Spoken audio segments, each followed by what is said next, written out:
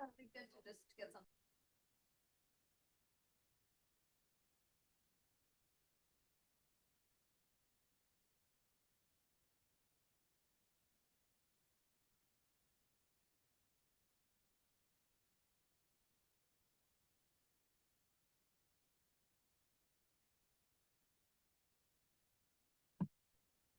All righty.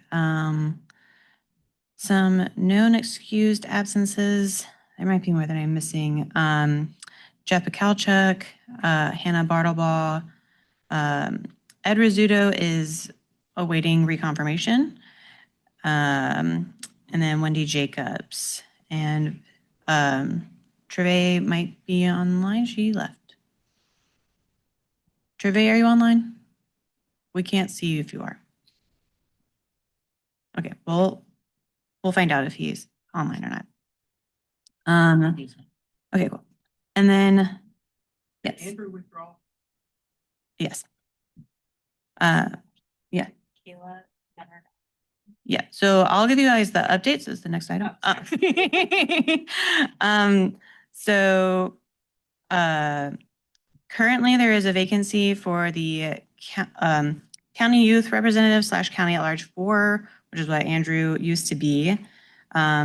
And there's a vacancy for the city at large 3, which was going to be for Kayla Keels, but she has since returned her application and can no longer be in the position. And then Ed Rizzuto is being potentially reconfirmed for an extra year. So we're waiting to find out where that is. We should find out, I believe, next week. And I think that's all of the current updates. Any adjustments to the agenda? I will add this under new business that Hannah wanted to discuss something related to and I can't remember the specifics, so I'll ask her when she gets back, the walking, running, pedestrian community for marginalized groups representative. There's not consistent language as to what that position is. So I think we'd like to confirm what that position is actually called and have that be consistent across all things. Any other potential adjustments to the agenda? Seeing none. All right, can I get a vote to add that item under new business? Motion to add that item. Great. Can I get a second? All right, moved by Chris, seconded by John. All those in favor say aye, raise their hand. Those opposed? Great. Okay.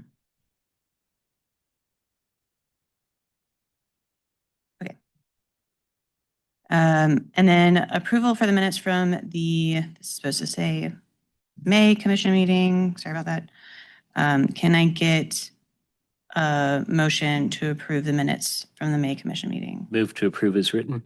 Okay, moved by Tony. Can I get a second? Second by Chris. All those in favor? Those opposed? Great, the motion passes. And then anybody here to present public comment? Anybody in person first, and then we'll move online. Okay. And then there should be somebody online.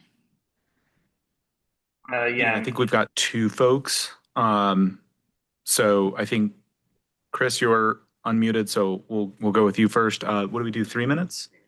So you've got 3 minutes starting now. Okay.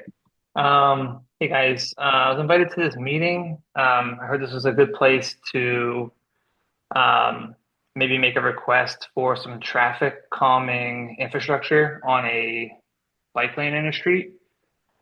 There is an intersection that is Gray and Gearwood in downtown, and the traffic moves pretty fast through there. There's a lot of young families, and I was wondering if this is a good place to request a traffic circle or something of that nature. And I don't think I need all 3 minutes. That's pretty much my my reason for being here. So I yield. Great, thank you. Yeah, this is definitely a place to voice those concerns. We won't be discussing it tonight, but we can discuss it in our committee meetings as well as look towards making a recommendation for that. Okay. Thank you. You're welcome. Next speaker. I guess I'll just jump in. My name is Juliana Milan, and I live in East Durham in the Sharon Road Highway 98 area. I looked into, we have a Lick Creek that runs through this area, and it felt like the kind of thing that might work out as a greenway. I looked up and saw that Lick Creek Greenway was originally proposed as an option in 2001, and then again in 2007, it was said that it was still under investigation, and then there hasn't been anything that I could find after 2007. So I was wondering if it was possible. I mean, certainly, I doubt anyone here would happen to remember from back then what may have happened to the proposal, but I was wondering if there was anything I could do to get this on the radar as something that might be able to go along with the rest of the open greenways and trails expansions that we're doing here in Durham, and would this possibly be something that could help out? Is there something I can do to help out? Those kinds of questions. So that's what I wanted to ask about. Yeah, thank you. I think that's definitely relative to tonight's discussion. And we can look into it as well as maybe our DOST representatives that are here as well. Yep. Is there anyone else online? Nope. Okay. Well, thank you guys for your public comments. We will move on to our guest presentation. We are still waiting for Hannah to come back with the presentations, but I think we can go ahead and start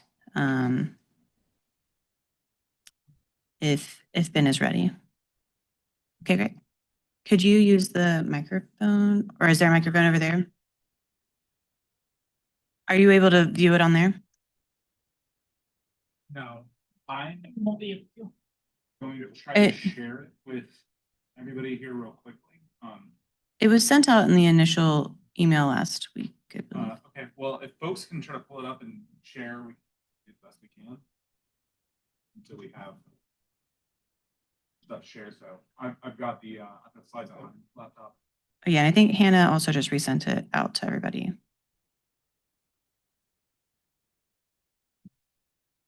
Mic check, mic check. Yep. Oh, great. Thank you. Here you go. So that people online can hear you. Okay, sure.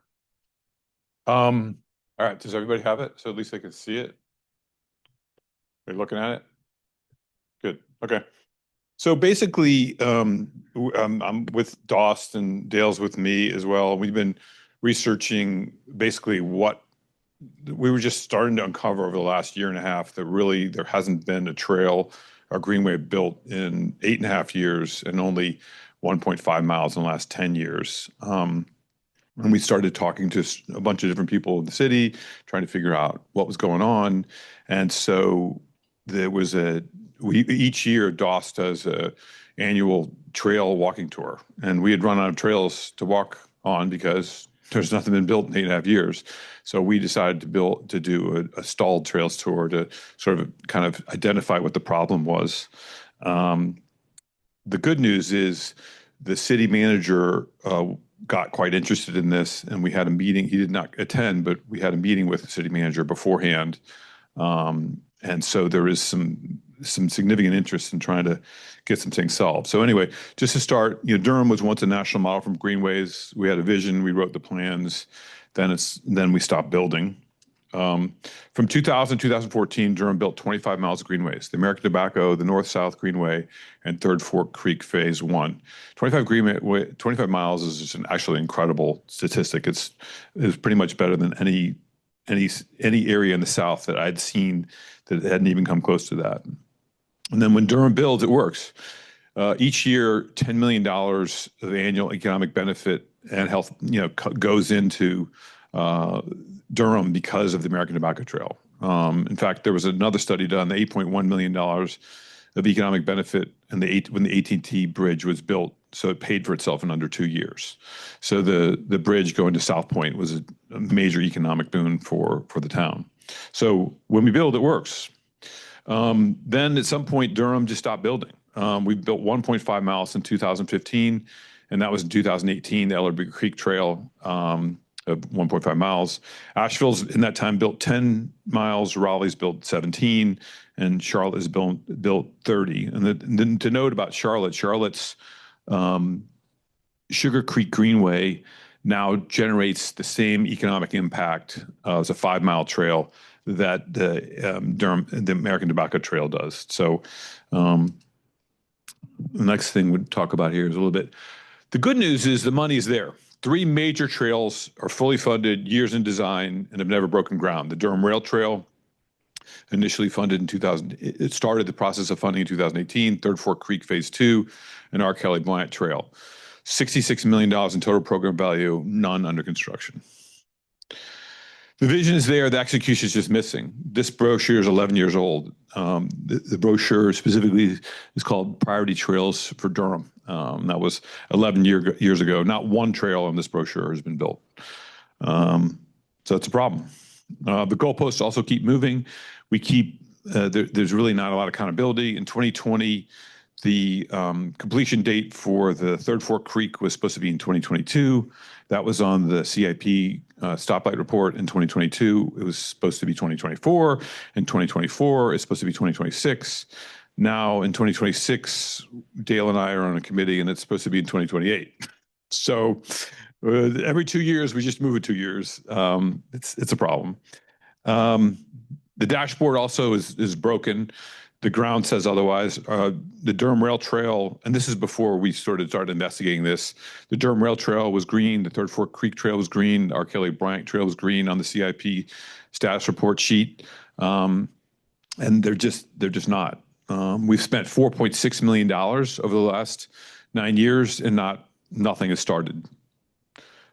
By any honest measure, these projects are red. Reporting is inconsistent and confusing. You'll see, as an example, the Q1 report has this was I think the Third Fork Creek Trail was green, 65% on target. It was supposed to be done in 2028, and the activity was the same, but all of a sudden it turned red, but yet the design completion went to 90%. So it's clear that the reporting is very broken. Every year, the delay costs Durham a ton of money. R. Kelly Bryant initially was $5.4 million. Now it's $9 million, a 68% increase. Third Fork Creek was $3.6 million, and then now it's estimated $12 million, 233% increase.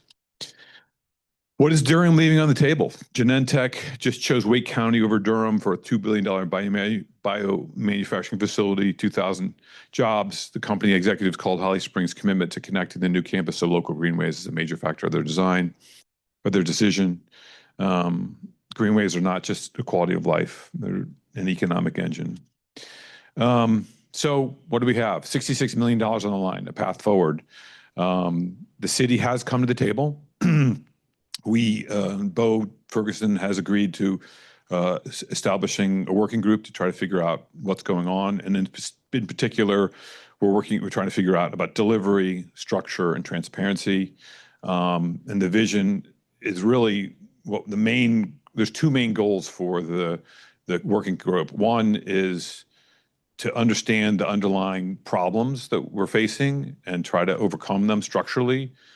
Well, there's 3 things. One, to understand the structure and try to figure out if we can restructure this to get back moving again to where we were. 2 is to do a much better job of transparency, communicating out and being very clear about where all the trails stand. And then 3rd is delivery. It's kind of sad, but in April next year, Durham will be hosting the International Trail Summit. And it's going to be a pretty stark problem if we are going to do the International Trail Summit and there's not one trail in 8.5 years. So Bo and the entire city staff understands that there's a real issue here. The good news is the Durham Rail Trail is getting back on schedule. And so far, Dale and I are happy to report. And by the way, I forgot to mention that Jordan is also on the the committee, and we had our first meeting on June 9th. We got a good update from the city that the rail trail is on track to hopefully break ground in January. And we're going to be meeting with them very closely to make sure it does. And then hopefully we'll have a ribbon cutting ceremony, and that will be a good kickoff point. And then the hope is Durham can lead again, because not only do we have these 3 trails, but we also have the Durham to Roxborough Trail that's going to come online. Super important to us, and I think very similar economic benefit going north all the way to Roxborough. I would like to give you just a brief update. And, Dale and I and Jordan, we've done a lot of research, and I've talked to a lot of city staff, and I think the dedication is there. I think the support is there. To me, what I've seen, and we've done a peer review of the 10 major cities in the South, and I can send you guys a document. I could pull it up, it's a little technical, but if you look at the 10 major cities in the South that have really done well with trails, Charlotte, Raleigh, also looked at Bentonville, Arkansas. A big one is Greenville. What you see is there's one common theme, and that common theme is there is a dedicated greenway coordinator. And right now what we have is we've got Parks and Rec designing the trails, then they send it over to General Services, then General Services communicates with the Department of Transportation, Department of Transportation goes back to General Services, and there's just seams, there's just no communication. What was supposed to happen in 2015 was there was supposed to be a greenway coordinator. That actually position was filled for a couple of years by a woman named Lindsay Smart. She subsequently left and went now to the Department of Transportation, and that position hasn't been filled. Currently, Parks and Rec has had 2 open positions for planners for the last 2 years. And so there's been no one, 0 person coordinating the progress. So we think that's ultimately one of the biggest problems we have, is that we don't have a coordinator that goes across departments. So that's the first, I think, uncover of the committee. I think the second huge one is, and I will thank BPAC for this, I think there was a report done in 2024 that you guys did a great job on. I could bring it up here but there was a report done by BPAC really it's saying what are some of the major blocks. And one of the big ones is right of way. We have a problem with right of way. I've got tons of information I can give you, but the estimation of when a right of way can get cleared versus when it actually gets cleared is anywhere from, we usually estimate 12 to 18 months, and it's been taking us 24 to 36 to sometimes even more 5 years to get right of ways cleared. So that clearly is a problem. You guys identified in 2024. We've not done anything about it. We're looking into that deeply. I think those are the 2 big issues that we're looking at. And I think I'd like to continue to update you guys on the progress. I think we have city buy-in from now. I do think that the working group is a little reticent for change. And so we're going to have to really push trying to get, I think what we've seen is these 2 big issues that is preventing progress. So anyway, does anyone have any questions, comments, feedback? Yeah. So these slides blew my mind. I saw these in the planning committee meeting, and really think you did a great job on this.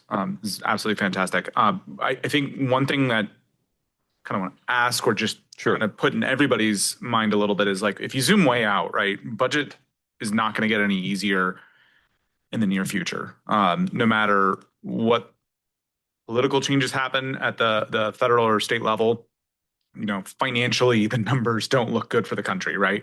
And we're also seeing the same challenges this budget cycle locally in Durham. And I know there's some hope that that's just a one-year thing, but I think, to me, this speaks to a broader issue of getting better at doing things. And we've seen this sort of pattern with a lot of different areas, and I don't know how much of it's a process issue. Like, I'm curious now, like, once we start looking into this stuff, do we have staffing differences versus Raleigh or Charlotte related to like right-of-way acquisition or other process things? Like, are we running short-staffed relative to our budget, relative to our population, or are there other process challenges we're running into? So I'm kind of This is curious. a really good question, and I've spent a lot of time researching this. We just got rated out of 100 cities. We're ranked number 100, meaning not good, not one. One's good, 100's bad. Mhm. We're now ranked 100 of all parks departments. So it's got, and I should send you guys an article, but it has a lot to do with funding. I think we have like $89 per resident. Raleigh has like 289. There's another one that's even higher. So that's definitely a problem. But I will tell you, we've got a really good pipeline and we do actually have money. The problem is the process, I think, right now, because Durham Rail to Trail is currently fully funded. From what I hear, the Third Fork Creek, we've been told, is fully funded. I don't know if I completely believe that, but we've been told by the city it's completely funded. And there is a ton of support and I think initiative for the Durham to Roxborough Rail Trail. And I think that has funding. So I don't think it's a funding issue. I think it's a process issue. I really do. I mean, I think funding we've spent all this time, we've gotten it since 2018, we've got the money in, we just got to finish it. We got to finish these. So I think that's a big problem. That it's much more process. From what we've seen, it's much more process problem. The Third Fork Creek's a good example. 5 project managers in the last 5 years. That's the problem. It is fundamentally, everyone's sort of pointing and there's not progress being made and there's not somebody coordinating among departments. Yeah. Is there like an executive level? Oh, sorry. Is there like an executive level champion, like in Charlotte? I just rode the Sugar Creek Greenway about a month ago and it's fantastic. Yep. It's unbelievable. Yep. And my buddy who lives in Charlotte says that their county manager, city manager, I don't remember the exact position, who's retiring. She's been a super champion for getting these things done and, kind of like cut red tape and so on. And that, so I'm wondering, along with having these positions filled, Yep. project manager or program coordinator or whatever, it Yep. feels to me like we need somebody at a higher level saying, You 1,000 trillion billion %. I could not agree with you more. We do not have that person. We do not have. Currently, I think Dale and I are the people. I just went down to Greenville to start talking. There's a great organization in Greenville called You Gotta. It's funded by a real estate attorney that just loves trails, and he has a nonprofit, and they built tons of miles, and he hired a executive director, and the executive director is doing that role, like as a nonprofit outside. I think we're going to have to do that for now until we get somebody in place. We're just going to have to. And we're going to have to make sure that Bo hears from us that hopefully we get this recommendation. Because I'll tell you the other problem, and I'm probably going to disclose too much, but it does frustrate me, and we're going to explore this more. But we've hired consultants to help us finish this, but they're outside consultants. The rail trail is getting done. There's an internal guy, Mike Aretto, who, by the way, is really getting the stuff back on track, but he's a consultant. He's going to leave. He's hired for gun. He's going to leave. We're going to spend all this time doing this, and we'll have no pipeline. We'll have so he can't be the guy. And I think that's a problem. So I think it's hugely a problem. There's a woman that works in the transportation department, Lindsay Smart, who is phenomenal. She moved over from Parks Direct and if you read the 2019 document she did, it's absolutely unbelievable, spectacular. She has the vision. I think she could be someone that could be that person, but she would have to get elevated, and it's a long process. But that's one potential idea. But we're just in the early stages of the working group. But I think you bring up a really good point, and I think we really need BPAC to help. Jordan's on this committee, but we all have to be behind. This is a problem because I think my next goal is to try to find out how much we're paying these consultants, because the consultant's getting paid as a percentage of the contract. And when I talked to Bo about this, he said, we don't have the money to have a full-time coordinator. Well, I'm like, I can't wait to find out how much money we're spending on this consultant to do this because it's going to be not a small amount of money. They have 3 people on staff, and then what we're going to do is pay them all this money, and they're going to leave, right? And then we're going to have no institutional knowledge. You know, it's a problem. I mean, it's a big problem. So yeah. Yes, thank you. Great presentation. I had a comment and a question. The comment is in Charlotte, there's also a NGO that's involved with the trail you mentioned, and you know, it has a board with people like Philip Blumenthal, who lives right beside the trail. Have we thought about trying to engage a local nonprofit with a powerful board to work on these trails with us?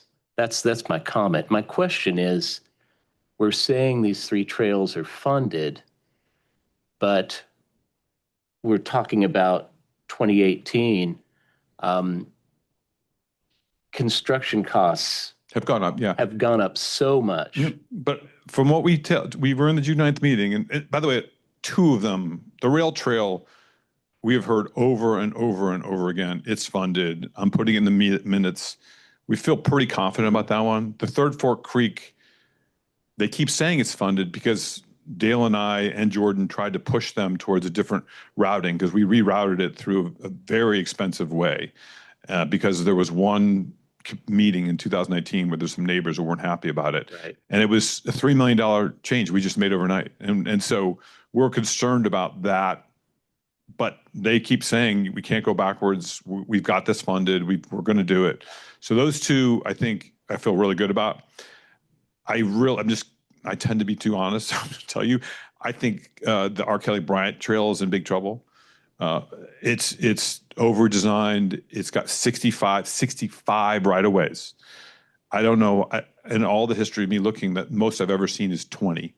I'm really worried about Third Fork Creek, and it has 13 right-of-ways. So I feel like the R. Kelly Bryant Trail is in a lot of trouble, just to be honest with you. I think there was a ton. I think the R. Kelly Bryant also is all on streetscaping. I don't think it's going to get used that much because of the streetscaping and the way it's designed. But I think the other one that has a lot of potential is the Durham to Roxborough Trail, because that could truly, I mean, make an incredible that you can go all the way from Roxborough through downtown all the way to Jordan Lake. So to me, that seems to be the more likely priority. To your question about the NGO, I've actually personally thought about that. I mean, I have a foundation that has some money. I've talked to Nathaniel, who formed Ugata. I'd be extremely interested if anybody else wants to do that. I'd sometimes worry there's too many nonprofits.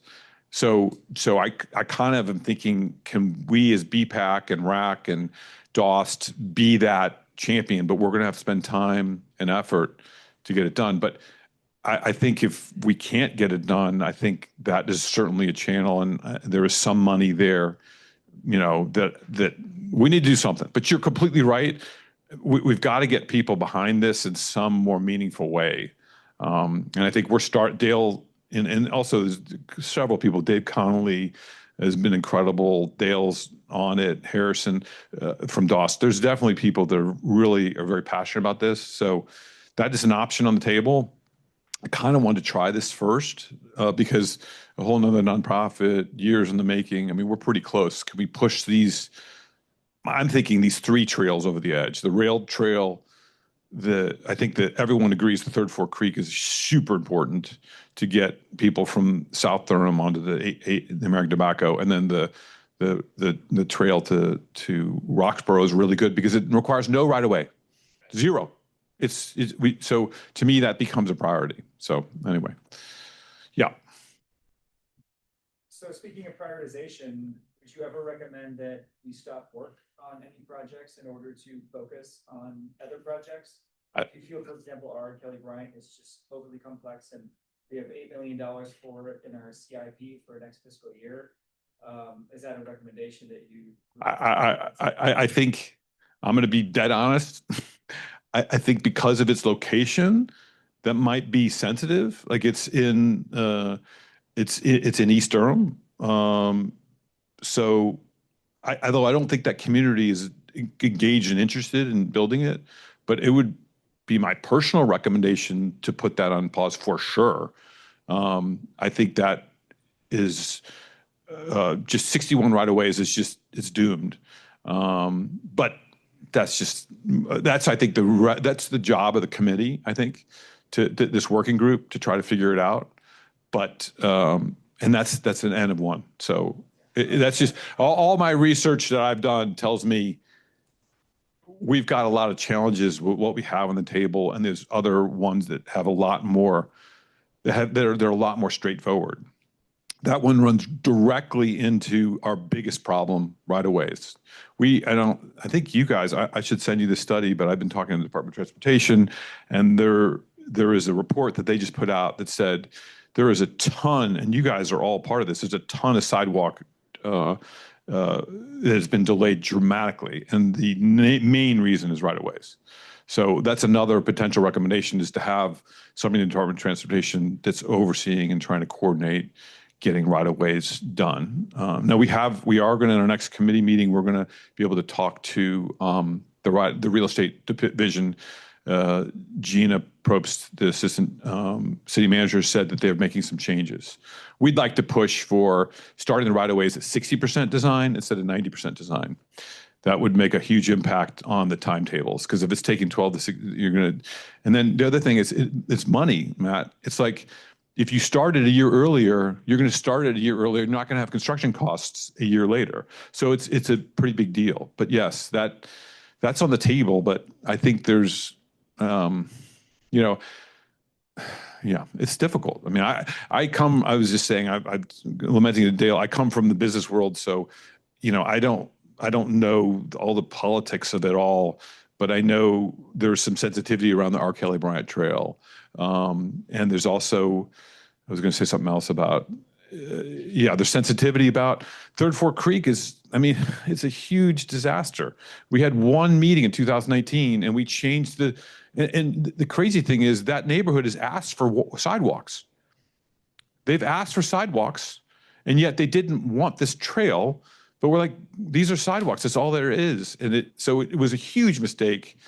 We pushed pretty hard in the last meeting, and they said, it's too late. Cat's out of the bag. If you go backwards, it's going to take even longer. So we lost that fight. And look, I appreciate city staff and all the time and effort they put into this. And, it was a mistake they made a long time ago. I will tell you, this committee should make sure we do public engagement correctly. Because in 2019, we made a huge mistake.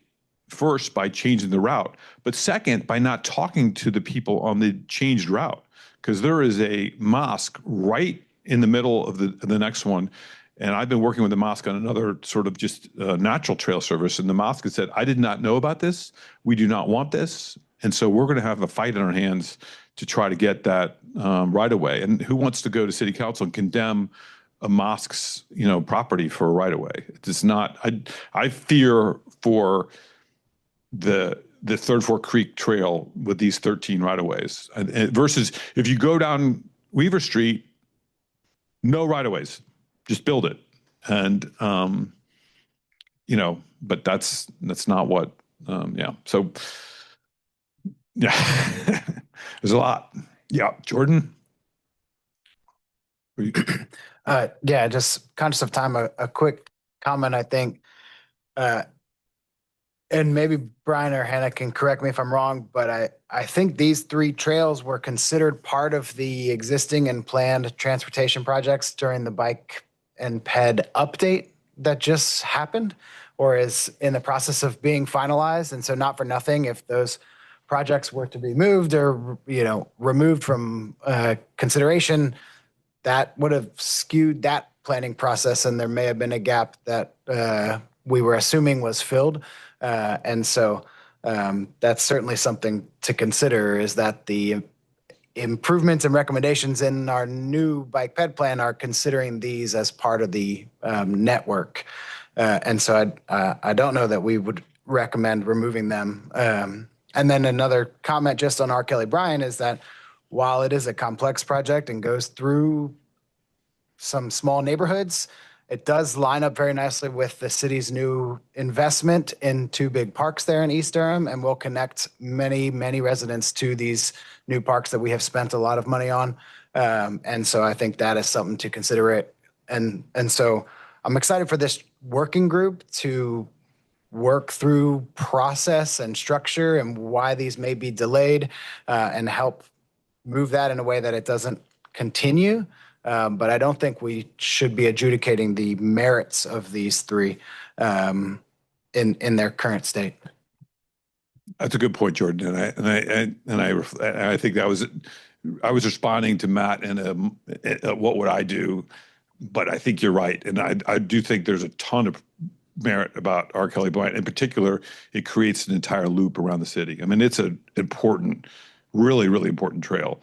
I'm just worried about us fixing the right of way before 61 right of ways. It makes me, obviously nervous, but that's the part of that's what the working group's trying to do. We're going to see if we can get this solved. Speaking of process and right-of-ways, is there any current rules in the city when they're designing projects to avoid right-of-ways? Do they currently just pretend that right-of-way acquisition is no problem and they don't have any incentives to go around it? Like, I was also looking at some of the delayed sidewalk projects. Yeah. And there's a bunch of them. There's one specifically that's only 0.75 miles, and they're going to spend $8.5 million on it because of right-of-way acquisition they have to do. But the current right-of-way is 60 feet wide, and the current portion that's a street is 20 feet. But because of the design they chose 10 years ago, they have to do a bunch of right-of-way. Yep. And so it's been delayed. I think this is where Jordan has a really good point about the R. Kelly Bryant. You have a really good point about the right of ways. If we had I feel I shouldn't have probably answered Matt's question, because the real thing is, let's get a greenway coordinator that can oversee all this and say, whoa. You can't do this trail this way. It's going to impact. There's no one doing that. Or, hey, R. Kelly Bryant can get built. We can make this happen. We need to make some adjustments and go maybe, because everyone said there is a creek that can go through there that would cut off a bunch of right-of-ways. I don't know if it's too late. I don't know what's happening. But if we had a greenway coordinator, the answer is yes. That's a great point. Yeah.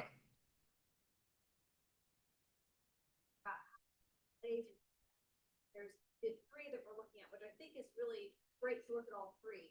But have we thought about just taking a piece of one and just trying to get a little bit done? Well, here's the problem with that. And Dale and I have really, really, really pushed for that because the third fork, the first part of it to Cornwallis is done. It's perfect. It's no problem.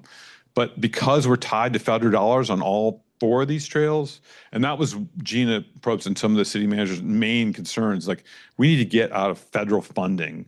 Like, it causes a problem. You can't just start it and say, oh, no, you cannot. You cannot do that. And we've been told a ton of times, but this brings up another really good point. Because we don't have a greenway coordinator, we don't have a pipeline anymore. We don't know what's going to happen after this, and they're all federally funded. There is definitely a ton of trails on this amazing document that Lindsay did in 2019 about I'm worried about long term. Okay, we've got these four, but what's next? What are we doing? What's our vision? And I think the vision we started to see in June 9th was to get away from federal funding. Part of your issue was the federal funding, it could dry up, and I think we need to stay more local. And I think, by the way, everyone in the working group agreed with that. But we need a greenway coordinator to determine what the priorities are and to start finding funding for these. Yeah. Sounds like the primary recommendation is to have a greenway coordinator. And it also sounded like there is a position for a greenway coordinator. Or what was Lindsay Smart's prior position that's sitting open? I don't know. Well, so this is confusing to us too, because Parks and Rec has had open for two different planners, and Wade Walcott is in the committee, and he said that they both have been available for almost 16 months, one's 2 years, not been filled at all. He was saying he was unclear about what the positions were, so he didn't even know he was saying, well, maybe the person could be partially. And our point all along is to have a small planner that doesn't have any influence in general services and transportation. I don't think that's a solution. It's a small it's not a position that would oversee the, over the whole committee. So I think there is some money there, but it's like, he was saying, well, I'm going to have this person half-time. Just so we're clear, nobody, we had a meeting, Durham Open Spaces and Trails Commission, and Denise Chaplick said to everybody in Durham Open Spaces and Trails Commission, no one currently is working on trails. No one in the Parks Department. So I think that's a pretty big issue. And then the people who are hiring, they're saying, well, maybe that person could be part-time. So it is, I think the two biggest things are getting someone that's a champion, and then this right-of-way thing we've really got to fix. Dale? Yeah.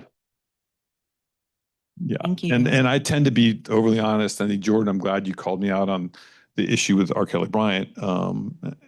I think it would be, by the way, I would be over the moon if that was built. It would be absolutely the most incredible thing ever. But I feel like that is full scale marathon running as fast as we can. And I think we're still a baby on the ground trying to figure out how to roll over. So, but we're getting there. And I just really appreciate, and it's so nice of you guys to come and ask us to do this. We feel like really supported by BPAC and DOST, and I think RAC. I think there is definitely a ton of public interest in this. I think we can build on the rail trail if we can get that started January. And just so we're clear, the one thing the city did ask is, now that we have somebody from RAC, BPAC, and DOST, we will be updating you guys on everything from now on, so you'll have one point of contact. I don't know, Jordan, if you sent everybody the notes about I guess the project timelines and everything. Okay. What's RAC? Committee. Yeah, that's yeah. What's the output of this committee supposed to be? Is it advice to Bo? Is it? Yes, recommend. So there's three things we want to accomplish. One, we want to have recommendations to Bo about sort of what has been the issues and what changes can we make structurally. Two is a much better transparency and accountability for all of the projects that are going on. And three is get a darn trail started by January, so we don't look like complete what's on April when the entire international world's coming here to talk about trails.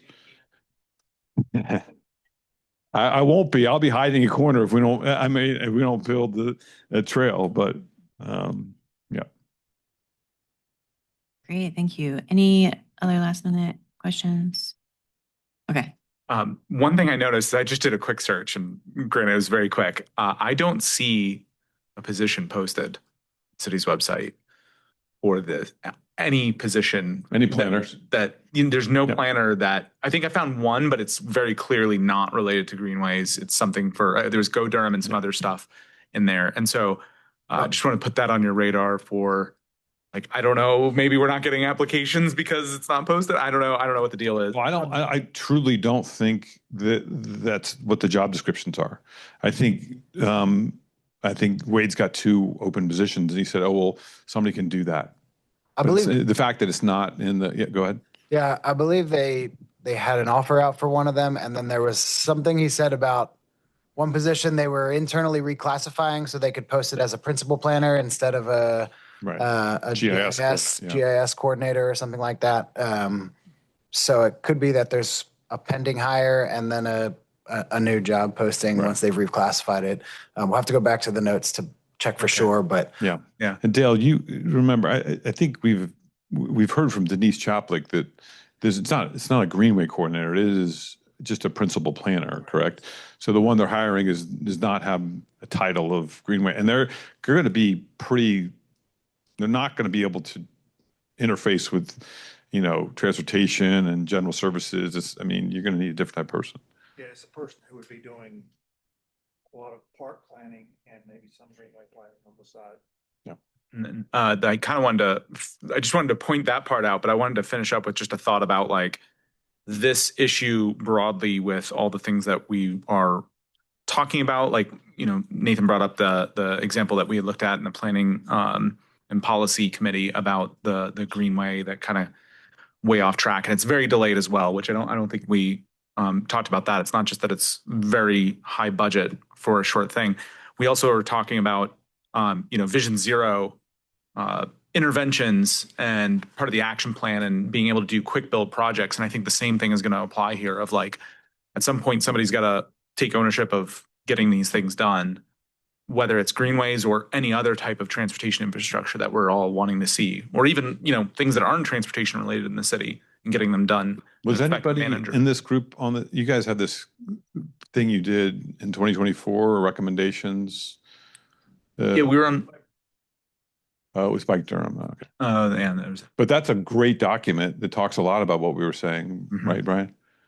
Yeah, I mean that's directly to what you're saying. Go ahead, Brian. I think that was at the Cannon Fair, Yep. maybe? Yep. Yes.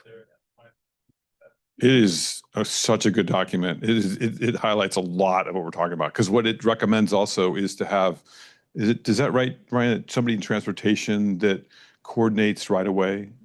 Is that the recommendation? Okay. But because we told them that right away was one of the bottlenecks, because we were like, yeah, this project that started before I got here in 2019 will start right away in 2029. Right. Clearly there's an issue. Yeah. It's been sitting in design for like 1 or 2 years complete, and then they redo things. So yeah, that's been a huge issue. As far as I don't think this is all specific recommendation from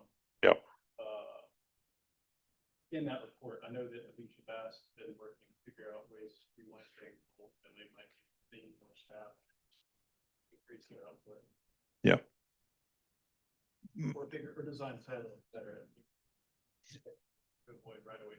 Yeah, and I would just say, on a personal note, I've talked to a lot of people in the city government, and what I would find is there's so many really good public servants that really want to do good.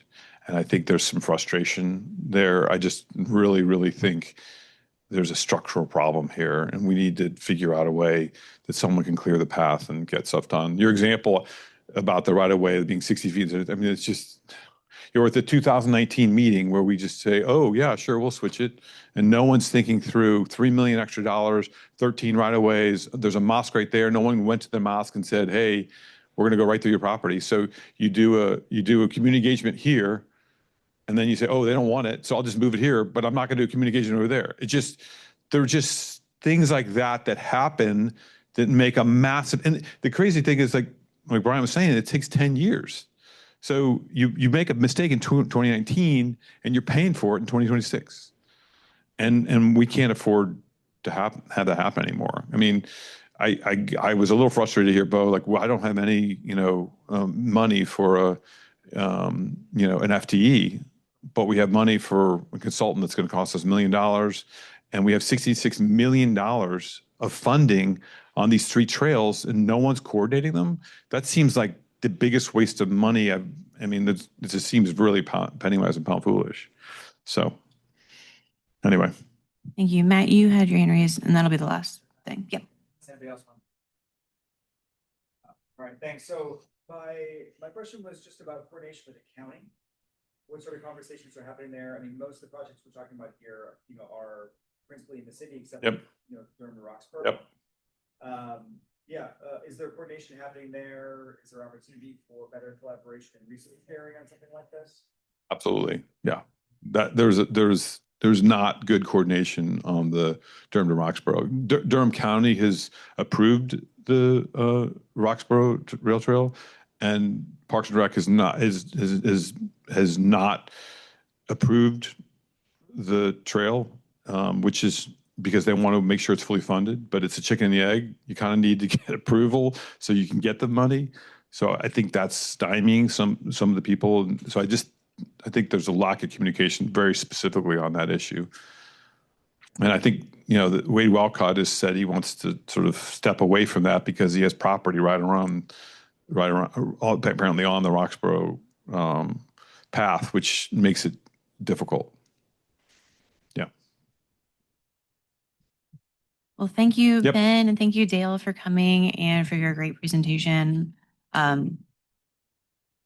Yeah, problem.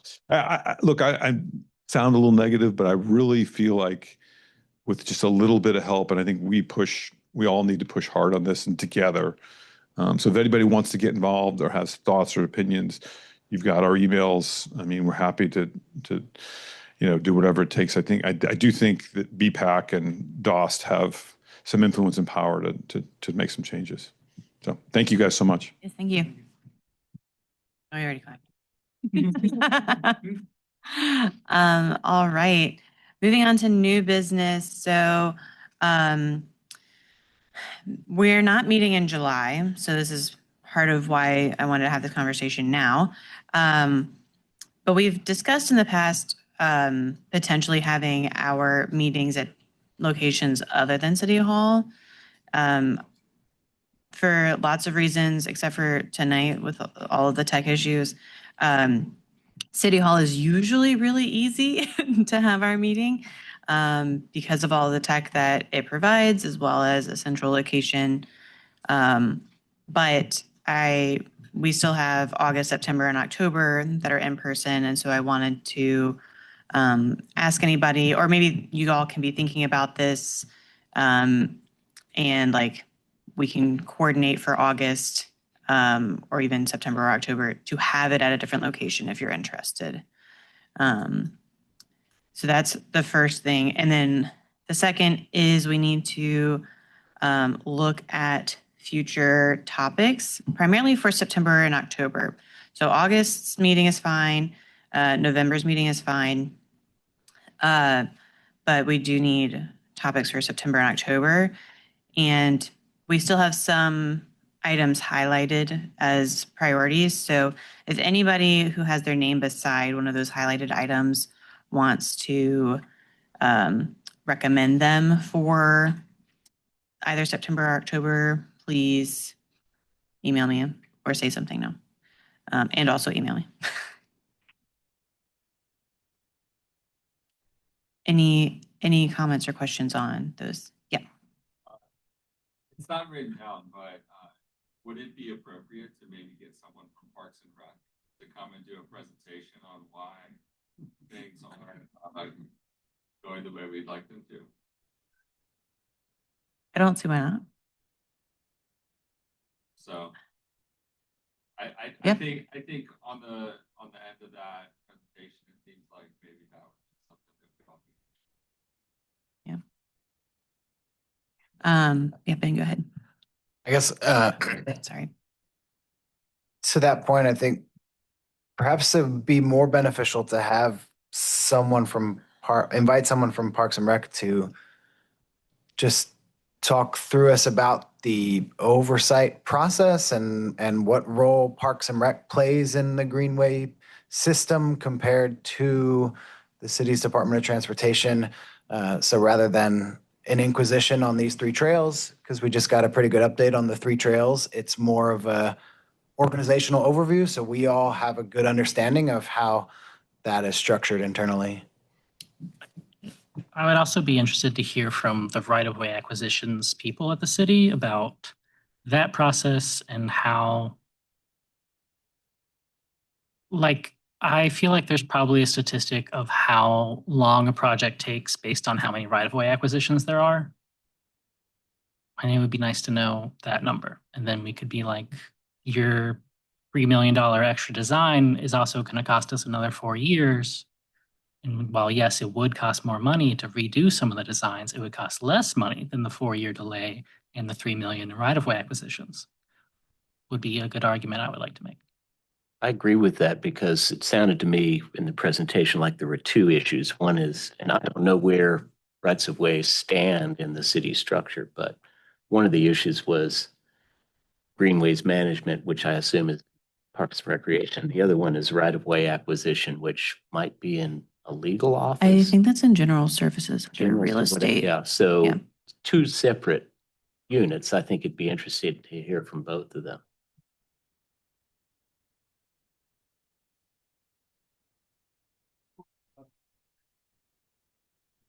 That's also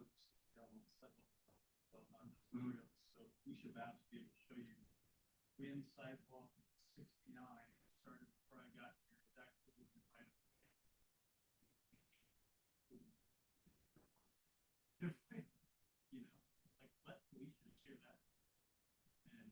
also talked about. I think I would. Yeah.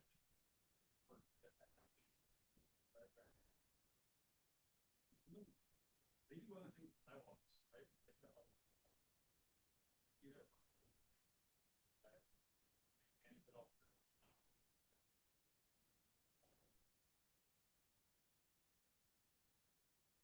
I'll be happy to volunteer to coordinate that. Yeah, that would be great. Either September or October, but I think ideally September because that one comes first. And then would anybody be, I don't know if this would be the same meeting or a separate meeting, depending on like how lengthy the right-of-way acquisition conversation is. But would somebody be able to coordinate with DPR about their organizational overview? And maybe we can get more specific about what kind of topic we're thinking of. I can do that as well. Okay, okay. Great. Who's responsible trying to bring these things across the different departments? Is it the city manager's role? What is? I think right now it's maybe individual project managers that are passing it between departments. So like, That's why right. we get to bottom politics of this at the top level. Because understanding, what are the barriers to getting the specifics of right of ways, somebody's got to be in charge of saying it's got to happen altogether, and be looking at it. That's a management.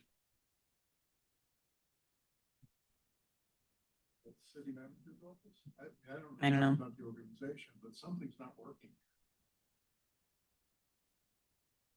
We're dealing with this level of details from an organizational. That's not the problem. Yeah. Does that make sense? Yeah. That seems like something. How do we get that? Yeah. It also seems like something maybe the working group is looking into. So we don't have to have an answer now. I'm sorry, I'm distracted. Is that a question for me? Yeah, but we also kind of need to move on as well. Maybe y'all can just talk afterward because we also do need to move on. Just real quickly, I'm not sure what we meant by sidewalk maintenance assessment here, but I've noticed a ton of sidewalk being built, and so I'd be interested in prioritizing an update on that from, if it's someone from ESS or just what's been built and getting an overview of that. Because at least on the routes that I take every day to and from daycare and work, over the last 6 months, I've seen a ton of new sidewalk being constructed. So, and new sidewalk on Corporation Street over here, new sidewalk.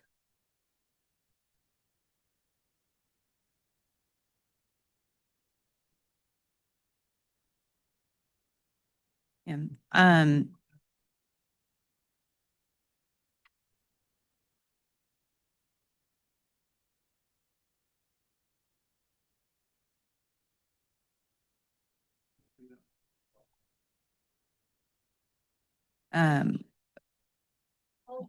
Sidewalks we all voted on and had all that engagement.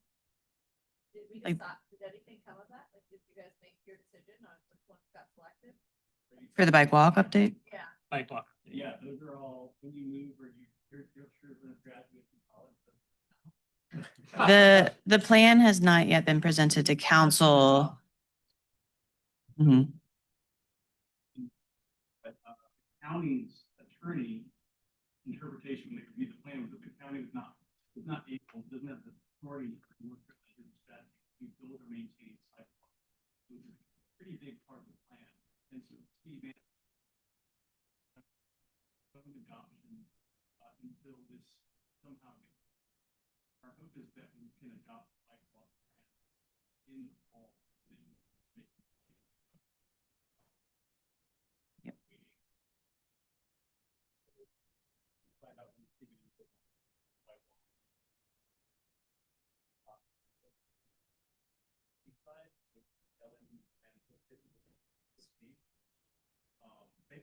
those became greenways, I guess because those are recreational facilities and haven't, but, so maybe they fill everything in green up.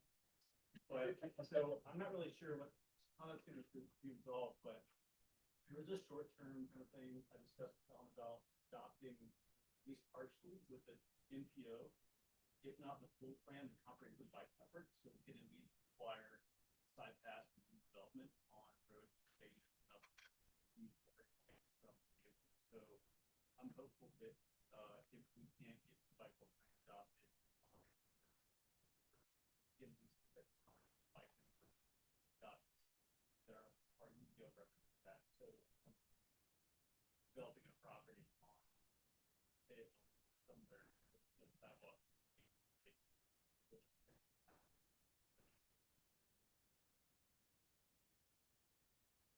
Since we're a city and county commission, could we ask Commissioner Jacobs to update us on that legal issue at our next meeting?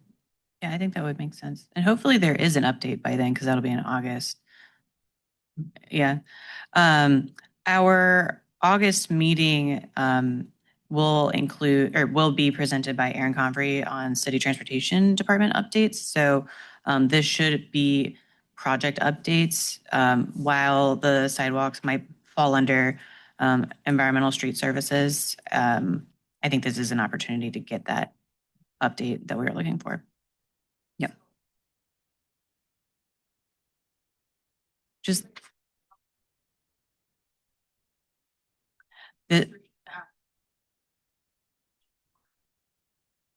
was requested by Aaron to have quarterly presentations with BPAC. Yep, yep, yep. Okay. So we got some topics, we got some people reaching out.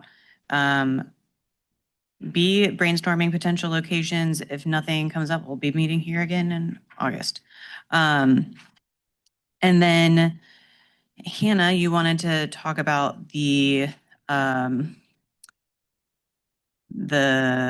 walking, running, pedestrian community for marginalized groups representative. You did. Okay. Okay. I added it because I didn't see it on there. Okay. Okay.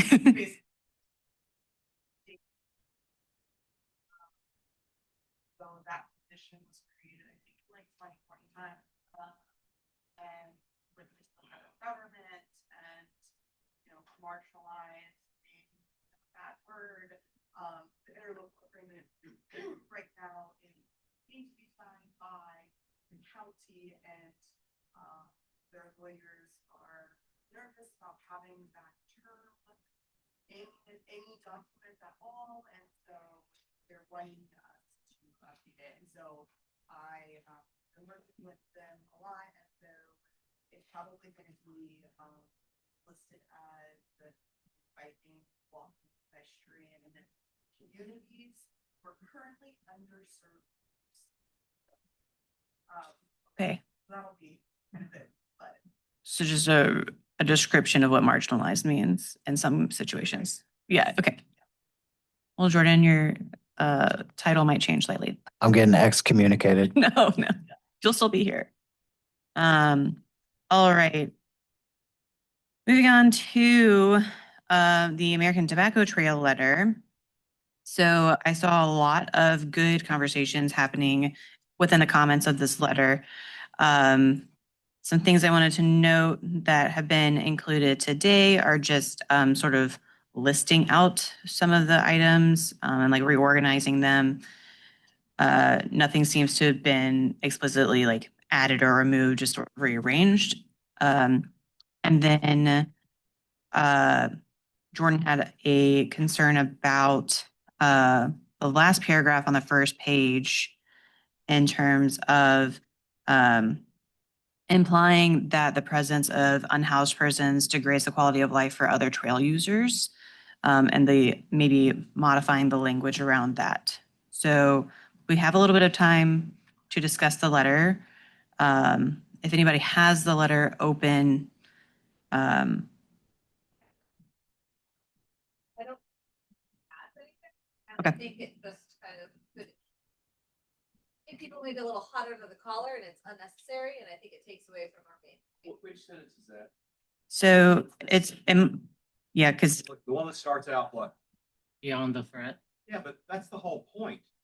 It's a quality of experience. I just wrote that, an hour and a half ago. It is intimidating for anybody to ride along and have to ride around people who are loitering on the trail, sitting on the chair on the trail. You ride it all the time, you know. And it's intimidating when there are people sitting on a couch, or when they're burning a fire in a 55-gallon drum. I mean, it's quality. I think quality of life is a bad term there. Quality of the experience. I mean, that's, but it's more, there's a threat, there's an intimidation, and I don't care whether, this sounds crass, cold. I don't care whether these people are unhoused or not. It doesn't matter to me. It's that they're loitering on the trail and they're panhandling perhaps, and they're creating a climate of fear and intimidation. And I think that's super important. That's what the crisis is for me. I mean, there's a safety concern, but the other crisis is that we have a quality of the experience in a very negative way. It creates a negative experience to travel through there every single time. I think my perspective on this is that if the recommendations that we have on the next page are followed, this would take care of itself. If we're increasing bicycle patrol and enforcement on the trail, presumably that would be included in there, that you're not setting fires on the trail. And so calling attention to the fact that, in addition to violent crime, my experience as a cyclist is diminished by the fact that there are people out there. I don't think it serves the point of our letter to call that out. I think if we make our recommendations to increase enforcement, to increase safety measures that are out there, that this would take care of itself without us saying that these other pedestrians that are using the trail make it worse for me. This is how I read this. I am certain this is not what is intended by this paragraph, but this is how I read this paragraph, is that there are other people out there on the trail that make it less enjoyable for me to use the trail. And that is not a sentiment that we should be stating as a BPAC. I think we can finagle ways to kind of describe what this is, because there are, in addition to like the violent crime that we have, seen or read about in this location, there are other crimes that are happening because of how they are using the space. So like, I think Maggie maybe mentioned it earlier, or like in last month's meeting, but they are illegally burning there when they are burning. All of those fires are illegal. So we're not doing anything about it, but that is also a crime. So we can maybe describe it differently, but yeah.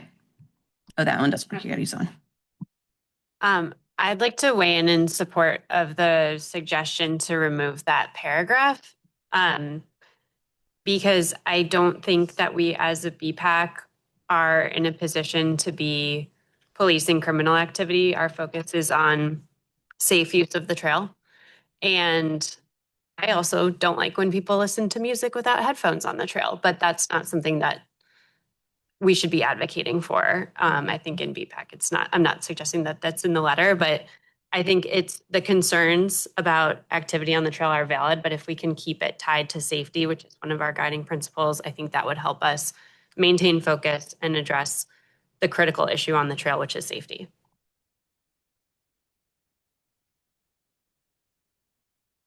Okay.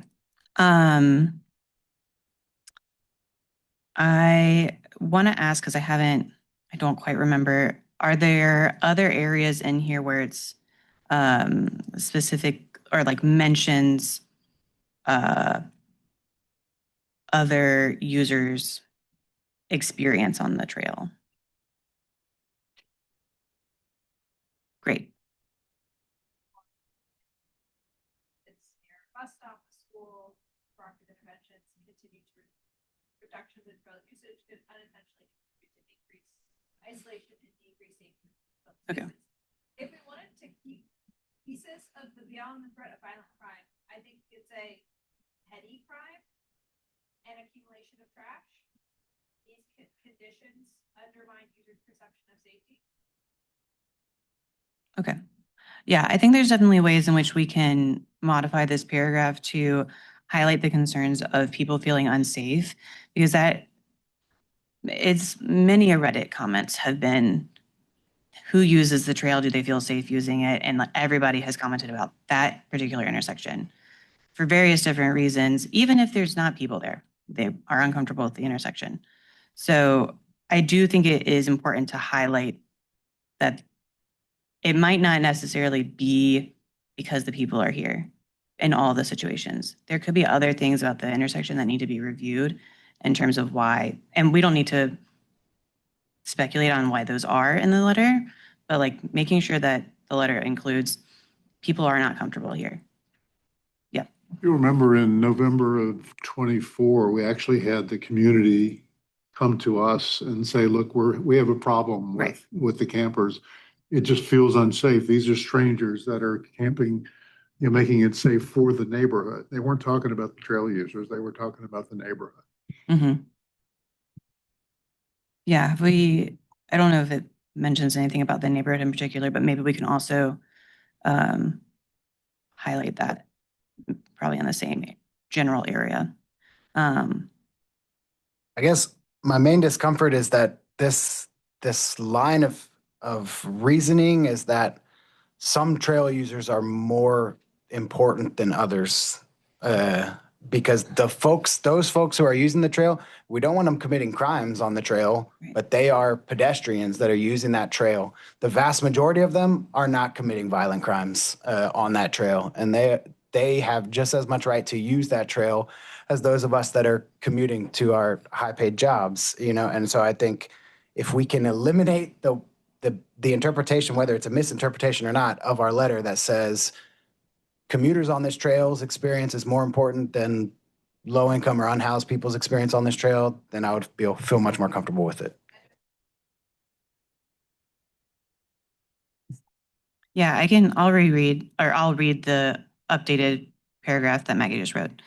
So beyond the threat of violent crime, there is petty crime and an accumulation of trash along portions of the trail. These conditions undermine users' perception of safety, discouraging trail use even in the absence of violent incidents. Addressing these concerns is essential to restoring a sense of security and welcome for all trail users, which I think would also be true for unhoused people who also rely on the trail.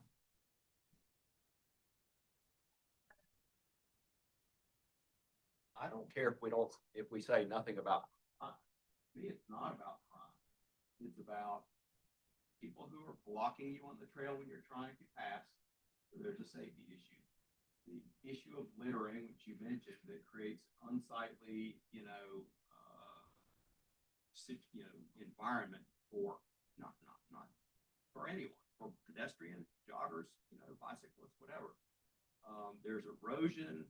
There's, it's just a negative experience, and it doesn't mean that I'm more important on the trail than somebody else. A lot of these people aren't using the trail. They're loitering. They're not pedestrians. They're loitering. They're, like the trail's not intended for people to be sitting on the trail in a lawn chair and eating a hot dog. That's not what the trail's intended for. So people are using the trail in a non-pedestrian or bicyclist way that, it's not a public park. And encampments that are there either, also happy for, unhoused people to be housed in some way, but having camps that are right beside there, they're creating, and it's on the public park land. It's an unintended use, and so that's the thing is, it's not crime necessarily. It's just unintended use of the facilities or unauthorized use of the facilities.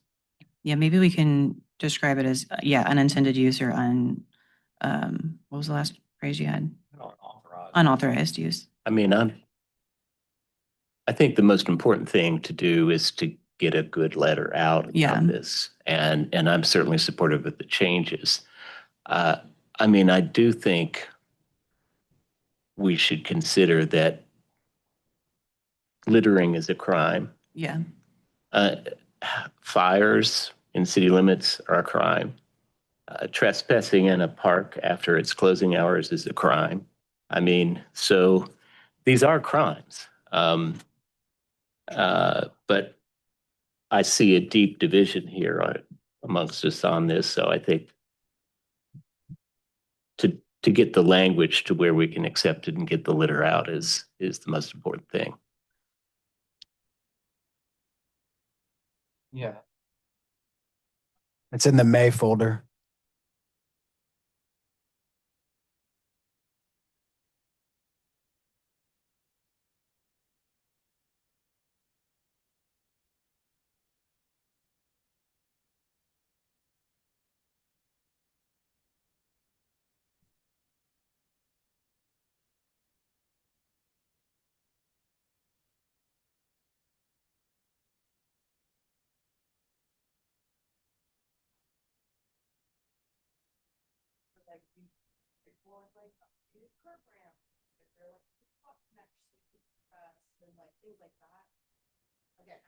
Yeah. You might want a little more of like a little bit of an infrastructure push up, like emergency before the they can get. Yeah, the current list doesn't go into details like that. We have potential near-term safety measures listed, one of which being landscaping, lighting, and ingress and egress for the intersection and like near trail area. But those were like things that could be implemented right away as opposed to fixing curb. Yeah. Also a lot of alcohol and drug, basically marijuana use on the trail. You ride through a cloud of marijuana smoke, fairly regularly. There are beer cans, you see people drinking beer cans on the trail and litter of beer cans, whatever, everywhere. Little alcohol bottles as well. I mean, so there's that element of crime too. I mean, I don't care if we call it a crime. It is a crime, but I'm not trying to criminalize people. I just feel like it's very unhealthy, unsafe feeling. It's an environment that's not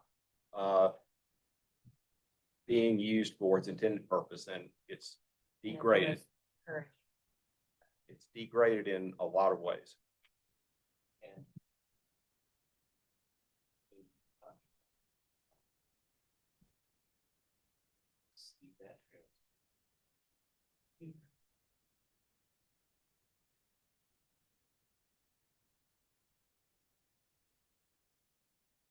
Okay, so what I'm thinking is maybe including a small list of the additional crimes.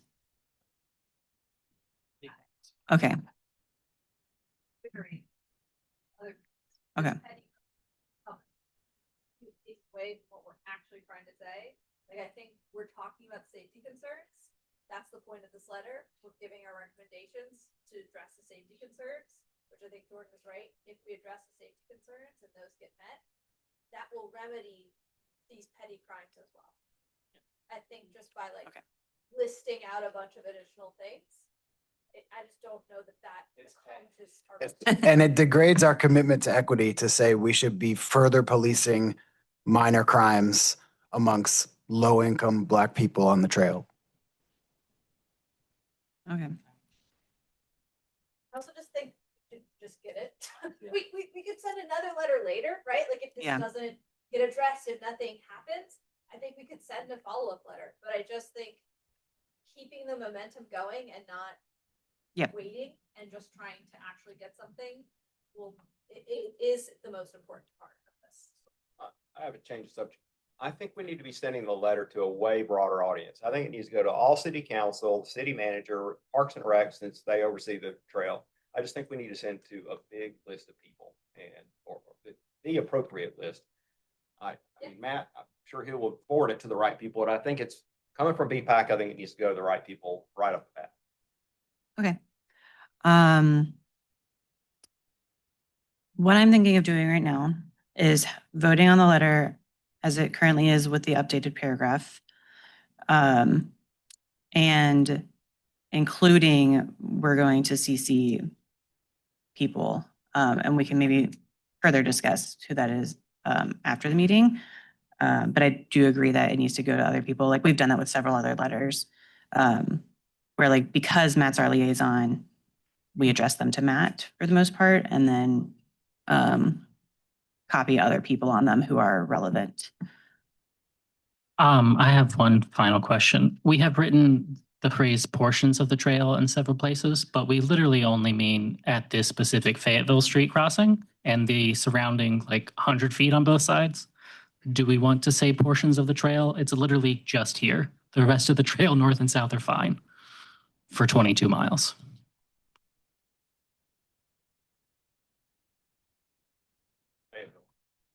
I think in the recommendations, it's more specific. Yeah, the recommendations do outline specific trail crossings or mile markers. So I think it's okay. And they're not all the same. I think it's okay that we've said portions. A clarifying question for Hannah. Are you saying we need to request crossing improvements?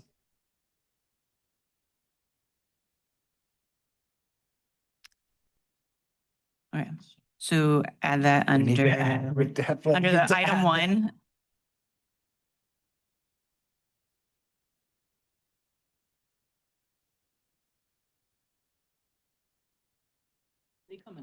That seems like a different issue to me. I mean, it seems to me like it's going to complicate this, expressing this issue. Yeah.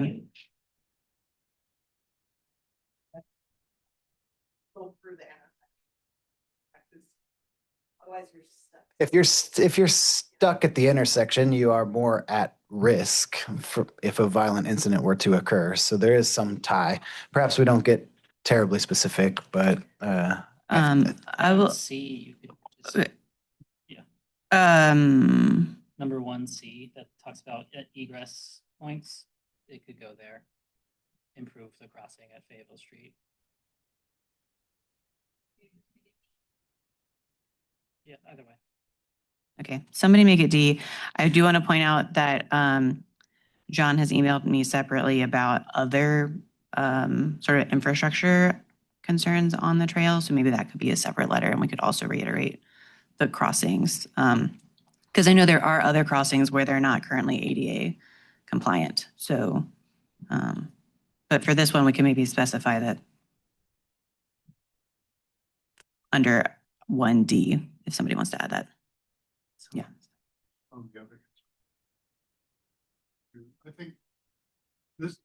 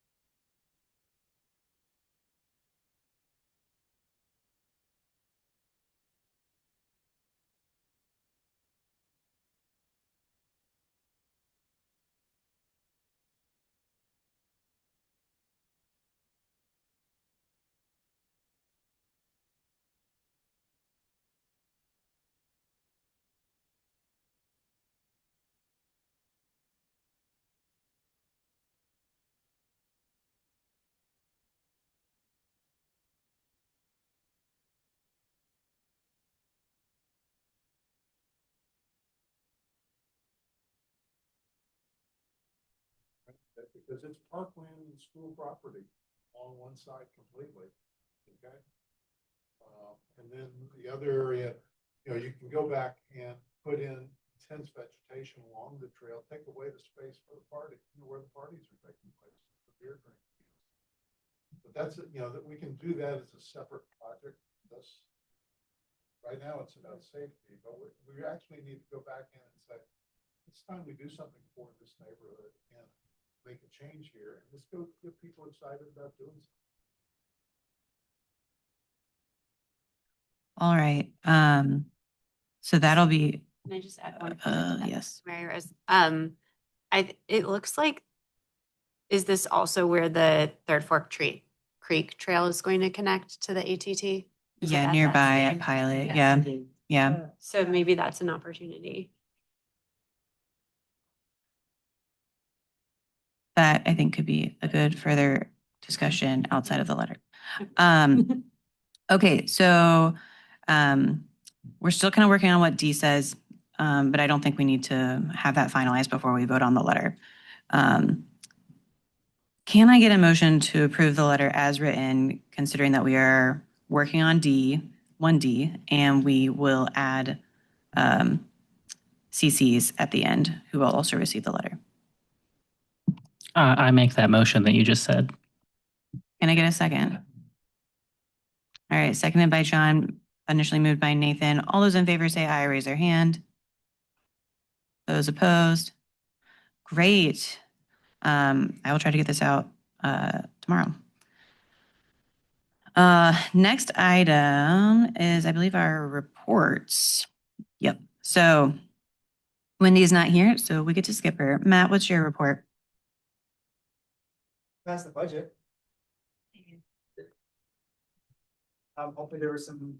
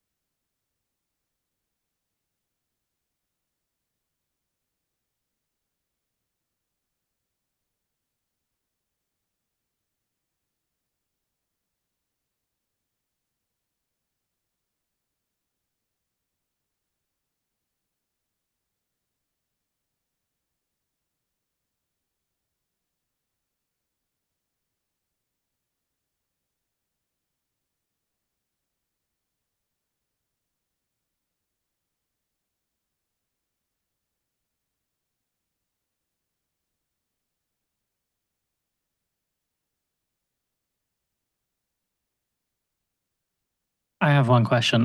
The city used to have cip.durhamnc.gov as where they would update all the CIPs. Currently, it's just a terrible PDF. It's not terrible. It's a fine PDF document, but it's just a whole bunch of PDF documents. That's the quarterly report now. How long until the new system is in place? Because I understand there is a new, better system being put in place.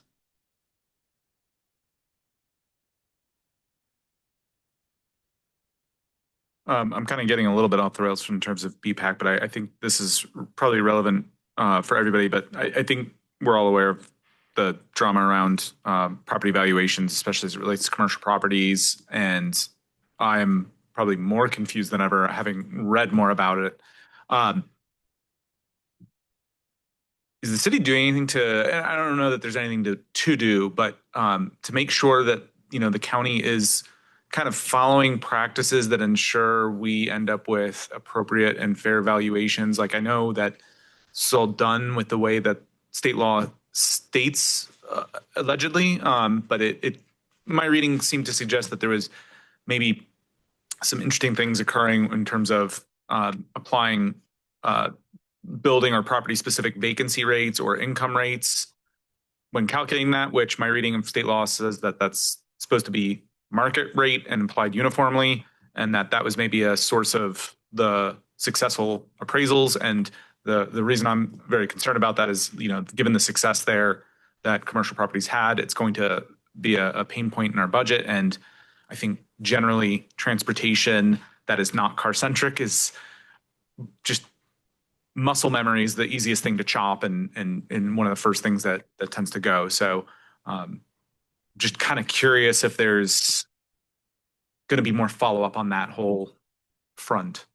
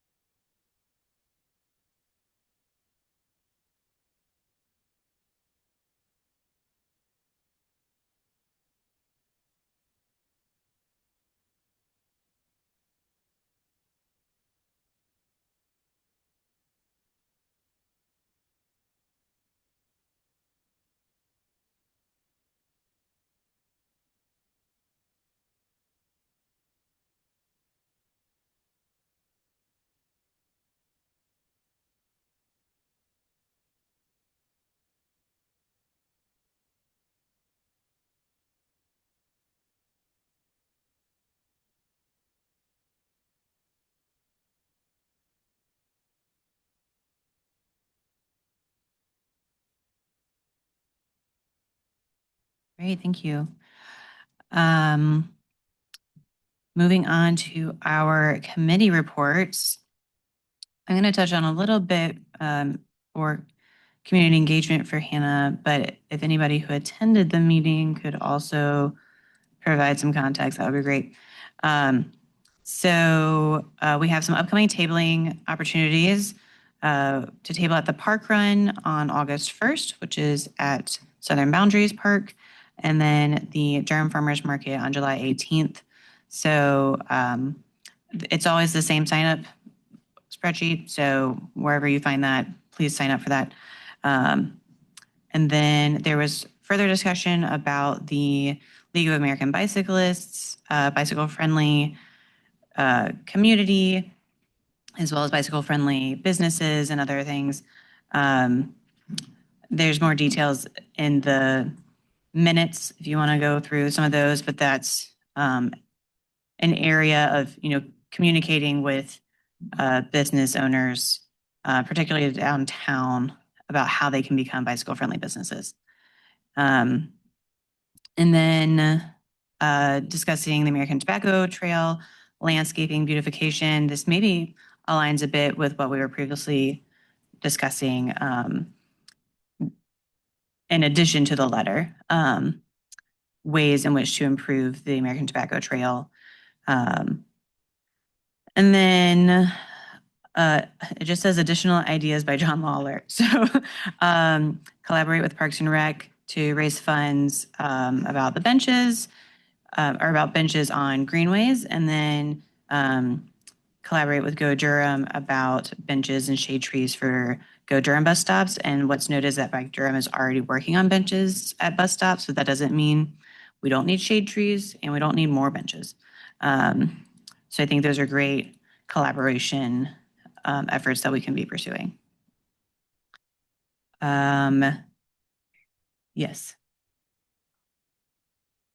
You're on the benches on the ATV. I know the city is also doing artists kind of around the city for different things.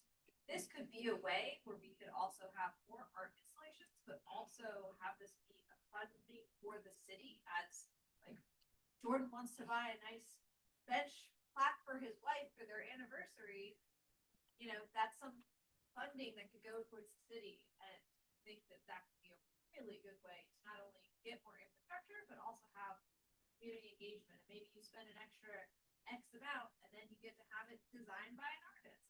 I don't know. I feel like there's a lot of cool aspects there that would really engage the community and also add needed infrastructure without having to put a budget. I think that'd be a cool. Great. That sounds like the next meeting and community engagement discussion topic. Do you know if you all discussed whether or not you'll be meeting in July? Up for debate. Okay. So then that will be to be determined. We will go and move on to approving the May minutes. I wrote May and June because we already had the June meeting, but I don't think the minutes have been sent out. So let me review real quick. Yes, okay, they are included in the folder. So can we get a motion for the May community engagement minutes? I move to approve those minutes. Moved by Chris, seconded by John. All those in favor say aye. Those opposed? Great. Can I get a motion for the June minutes? I motion to approve the June minutes. Moved by Chris. Was that seconded by John? All those in favor say aye. Those opposed? Great. Both sets of minutes have been approved, and we will move on to our next liaison, which is Scott. Yep. So Deborah met last week, and we had 3 cases to review. 2 of them were small. One was Cheek Road. There's a 4-acre site that's going to get 30 townhomes. The interesting part of that one is that it backs up to a proposed greenway that's Junction Road to Falls Lake. And so we asked for a right-of-way dedication for that if the greenway hopefully will get built at some point. And then the other typical stuff we asked for, multi-use path and so on. The next one, John reviewed Grandale Drive, and it's sort of a down by, Lakehurst and Fairfield and some of these neighborhoods down near Scott King Road and Herndon Park in that general vicinity. It's also 4 acres with 50 townhome units. There's really nothing we could ask for there other than a multi-use path along Grandale. And the third one that we reviewed is Slater Road, which is in RTP, and it's near the Sheraton Imperial. It's right adjacent to I-40 in RTP. And this was a second review, and the developer, part of it already had on Slater Road a sidewalk. We asked for them to widen that to a multi-use path. There's no facilities on the other side. They did not propose to do that, so we re-asked for the whole segment to be, their frontage to be a multi-use path. And so hopefully they'll agree to it this second time. That's it. Great, thank you. Can I get a motion to approve the May minutes for development review? I'll motion to approve the development review May minutes. Great. Moved by Jordan, seconded by John. All those in favor say aye. Those opposed? Fantastic. Before moving on to our next liaison, can I get a motion to add 10 minutes, even though we might not need 10 minutes added? I motion to add 10 minutes. Great. All right. Moved by Nathan, seconded by Tony. All those in favor say aye. Those opposed? Okay, great. Nathan. Okay. The original document where I wrote down my minutes got deleted somehow, and so I just had to write from memory after the fact. So they're not very good, but they do exist. PMP will not be meeting in July, unless you all decide to meet without me. But we decided at the meeting that we didn't want to meet in July, so we won't be meeting in July. We looked at the letter briefly, and then we looked into cip.durhamnc.gov, which has gone away. And we basically talked about there are a bunch of different project tracking dashboards out there from different departments within the city, and none of them seem to be regularly, meaningfully maintained. And none of them are particularly good or have all of the information that one would want. And so really looking forward to whatever they're changing their system to, because right now there is a severe lack of transparency from the city, especially because they recently purged all of the PDFs from the website. Practically most project websites contain almost no information, and 99% of them contain no plans. Even the ones that some of them still say text like the plans are available below. No, they're not. They were purged from the website because the PDFs weren't accessible. Yeah. I can do that. And I will send Matt a list of them. And then that's basically it. We have some onboarding work going on in the background from John and Katie. And I'm still looking into the best way to create some sort of like BPAC wiki for us to have. I think I know a way I want to do it, and I think I know how I can pay for it so that it doesn't cost BPAC any money. But yeah, TBD. Great, thank you. Can I get a motion to approve the June minutes for planning and policy? Motion to approve the minutes. Moved by Chris, seconded by Trent. All those in favor say aye. Those opposed? Great. So the other liaisons, the summary reports are in that link. I just had a Vision Zero, went to the Vision Zero Institute yesterday and today, so I have not updated that information, but I will put an update in there for you all to read later. Any questions for the committee or liaison reports? Seeing and hearing none. All right, so announcements and updates. We are not meeting in July. Planning and policy is not meeting in July. Community engagement has not decided. I forgot to ask development review. Are y'all meeting in July? It depends on whether we have cases to review or not. Okay. We also have a proposal or request, and the team has agreed to start meetings at 7:30 instead of 6:30. Okay. So I don't know if we need to notify somebody about that, but that'll be in new announcements as the meeting starts at 7:30. Okay. Yeah, so that meeting will start at 7:30, same day. Great, and we'll just need to update the website, I believe. And then communication priorities, I will try to send the letter tomorrow, definitely by the end of the week. And I believe that's it. Great. So we didn't actually need any additional time.